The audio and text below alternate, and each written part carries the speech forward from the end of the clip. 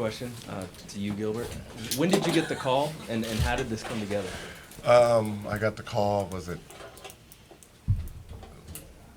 November? By 𝗙𝗢𝗟𝗟𝗢𝗪 Jones. I thought she was playing at first, and I started asking the questions like, are you sure? Is Ted okay? Is Tommy all right with this? Is Twan okay with this? Is Caron okay with this? And she's like, I wouldn't even call you if everybody wasn't okay. So I was like, all right, let me think about it. Give me about a week. And I had to get my little jitters out first. And to you, Caron, just what's it like getting back together with these guys? I mean, it's everything. It's a point in history that was pretty much not talked about for an extended period of time. I worked television. I was broadcasting games for the Wizards and being an independent contractor, and seeing Antawn at the games never felt quite right. But now having Gilbert back where he belongs, like it's only right. It feels special, so it's good to see it. Gil, how are you? I'm good. How you doing? You're no shrinking violet, so to say that you have to get the jitters out, that's kind of hard to believe that after all these years there would still be jitters. Yeah, it was when you think about how I left. Just got on the plane, took off, didn't say bye to anyone. So it was more of guilty on my part, that I didn't get to say bye to everyone who took care of me. So it was more of those like, oh my God, I'm gonna see everybody. I just pretended that I left behind. So it was just one of those things where it was more me just being guilty of how I left. Gilbert, how long did it take for you to get over the disappointment of how it ended here? Was it yesterday? Yesterday? No, seriously. It was like going to the airport when I got to the airport, LAX, and I didn't really think about, there's a Dulles, and those people are going to the same place. So like I had the hoodie on, and then everyone's like, oh my God, GA, you're really coming? And then everyone's like, oh, I can't wait, I'm coming to the game. And I was like, oh, okay, this is not what I expected. I don't know what I was really mentally thinking about, but the love has just been unreal. Like I'm still averaging about 30, still a man. Caron, you've had success after post-Wizards and, obviously Antawn, but how do you think that we should define the era of the Big Three? Just what it is. We was all walking buckets. We was fun to watch. We identified with this city, and this city identified with us. It was a perfect collaboration, and I think this for years, like the point of just not addressing that, that connection of what we collectively brought together to this city. And now just seeing everyone get their flowers in the moment, it's going to be special. Like I'm trying to just stay focused on kicking y'all ass tonight. But it's one of those things where you're just like, damn, my brother's in the house. Like it's really dope. Like it's a dope experience, and I'm just like, I'm happy for him. You know what I mean? Like I'm genuinely happy for him. Like in this moment, like this is special. Gilbert, because this was a difficult time when you were here, the end when you were here. Do you still have regret? Do you still have regrets about how it ended? Yeah, we always regret our past, but our past usually let us know who we are now. I was really immature. I still am. But it's just when we're living life, we don't really understand what we're doing sometimes. We're just being who we are, athletes, fathers, friends, and now when you get to sit back and just reflect on how life was, you always like, man, I wish I would have changed this. But it is who I am today. I mean, this moment, if we erase any part of history, this moment doesn't happen, where we are right now. Hey, Gil, right over here. Okay. the impact you made in this city. Hey, listen, y'all don't like this man? I got him. It's just like when we played, bro. Yo, I got all the time. They Somebody know. wanted to You talk- sweated just- everything. They see me all the time. Go.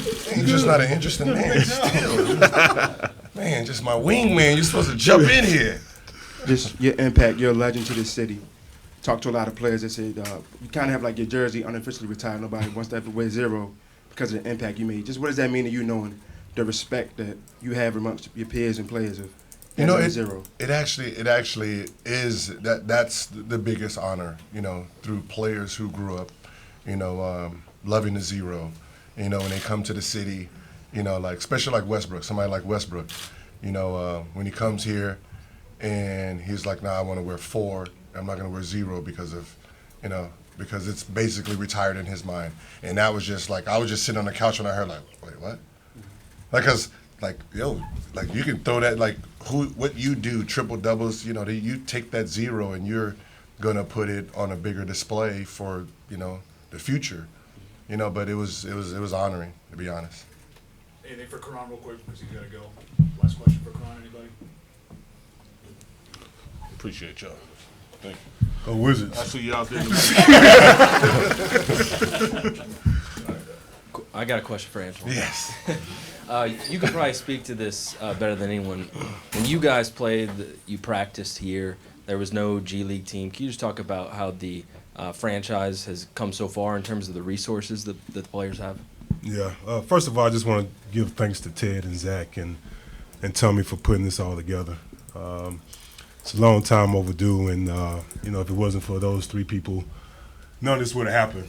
But just like with the way the game is being played in general, everything has changed. I mean, I think social media, you know, you got, you know, your fingertips. You have access to just about any and everything.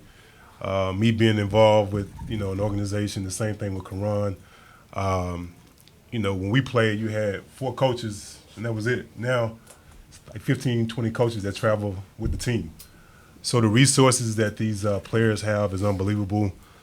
From the medical staff, it's like unlimited amount of, you know, people to help out with injuries and things of that nature. So it's just the way the game is being played and the way the game is just globally it's unbelievable right now. So just with every decade, every, you know, style of game, I mean, everything changes. And right now it's just, I mean, you can watch a game from anywhere in this world, and that's just an attest to our fans from all over the world.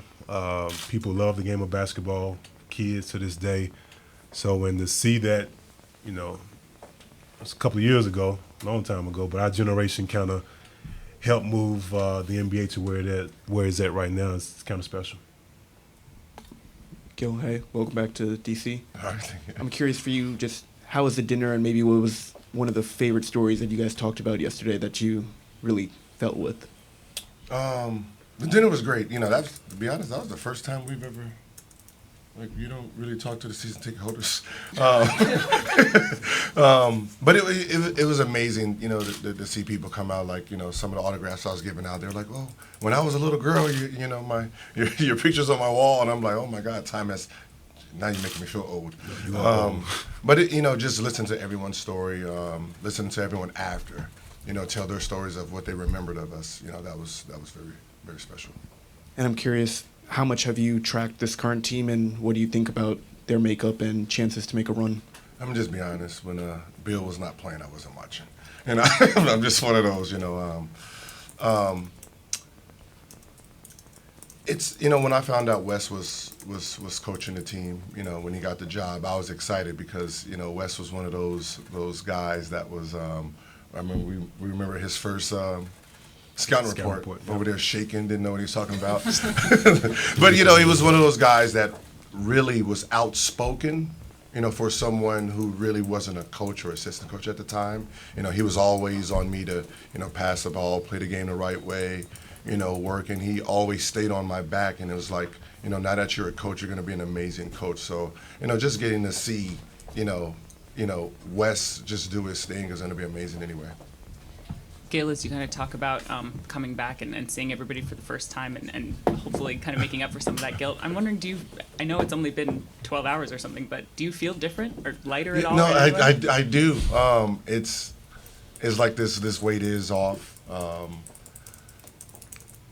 It's just one of those things. Like, I didn't even want to fly airports that connected this way. Like, it was one of those. It was this thing that was just like that I created. You know, it's like for me to just deal with it. Even though I still wear my I still got all my Wizards gear. I got all the new gear. I got all the jerseys. I made sure I got my shorts and socks every year from the team. But it was just one of those things where globally I was like, let me keep my distance. It's safer. It's safer for me this way. And you mentioned watching Brad. How have you seen him evolve into kind of a franchise guy for this team? And what I do you didn't think about realize his journey? he's 10 years in. Like, is he the oldest Wizard player within the last 20, 30 years? Almost 10 years. Yeah, wow. It's like he is the big dog. But just watching him just, carry this city, quiet, very clean cut guy. He's done really a great job. Gil, I think you said on the podcast maybe one of the best moments was the shot you hit in Chicago, and of course you had the moment in Staples Center. But what about this building? What's your favorite moment? Actually, Larry Hughes turning the ball over, Game 6. I had to chase down 𝗙𝗢𝗟𝗪𝗪 for that block, which they would have went up 6, and I saved the play. So your favorite moment as a defensive player? Unfortunately, no, because that was like they would have went up 6 But that's your favorite moment as a defensive player? That don't make any sense. for a guy who didn't play defense. Exactly. Yes. Okay. Yes, that's like when you. I like the Utah one. That's. Turn around before the shot, win the basket, but I don't believe There your was no- favorite player is there a was no- defensive there was- player. There was really no significant, and there was no pressure. It was a tie game. If I missed it, we go to overtime. Nobody thinks about it. But that we could have lost that series if they would have went up 6, and then we'd have had to go back to Chicago. Then I had to save you guys again. It's just, I'd rather do it right here. You did it on Game 6. defensive end? Yeah, did it on defensive end. My proudest moment, a defensive play.